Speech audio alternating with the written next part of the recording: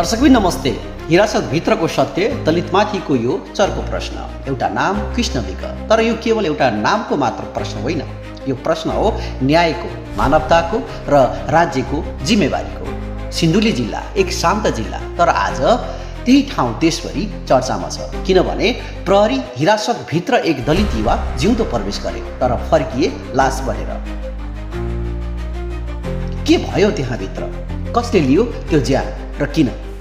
अन्तर्जातीय सम्बन्धको आरोपमा पक्राउ गरिएका कृष्ण विक, उनको अपराध के थियो? माया गर्नु कि समाजले बनाएको सीमा नाग्नु? तर सबैभन्दा ठुलो प्रश्न, हिरासतभित्रै मृत्यु, यो कसरी सम्भव भयो? अहिले सिन्धुलीको जिल्ला प्रशासन कार्यालय अगाडि सांसदहरू नै धरनामा बसेका छन्।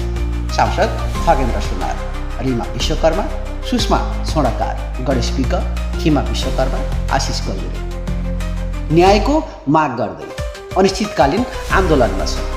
यो कस्तो विडम्बना हो, जहाँ सरकारकै सांसदहरू आफ्नै सरकारसँग न्याय माग्दैछन्, सडकमा बस्न बाध्य छन्।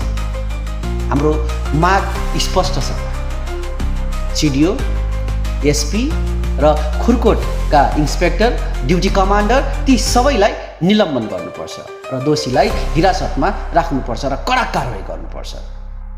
यतिले मात्र त पक्कै पनि पुग्दैन। यो केवल एउटा घटना होइन, यो प्रणालीको ऐना हो, जहाँ अझै पनि कामी दमाई सार्की हुनु अपराध जस्तै व्यवहार गरिन्छ। के उनीहरू मान्छे होइनन्? के उनीहरूको जीवनको मूल्य छैन? कि न्याय पनि जात हेरेर बाँडिन्छ?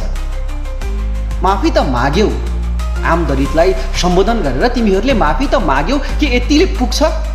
एक परिवारले आफ्नो छोरा गुमाएको छ, एक समाज फेरि घाउ लिएर बसेको छ। अब प्रश्न हामी सबैलाई, के हामी सबै चुप बस्ने कि आवाज उठाउने? किनकि आज कृष्ण विक, भोलि को? यो केवल मेरो आवेग मात्रै होइन, यो एउटा अपिल हो, सत्यको लागि, न्यायको लागि र मानवताको लागि। मृतक कृष्ण विकले न्याय पाउनै पर्छ भन्ने जति सबैले लाइक, कमेन्ट र सेयर गर्न नभुल्नुहोला र आवाज उठाउन बन्द नगर्नुहोला। धन्यवाद।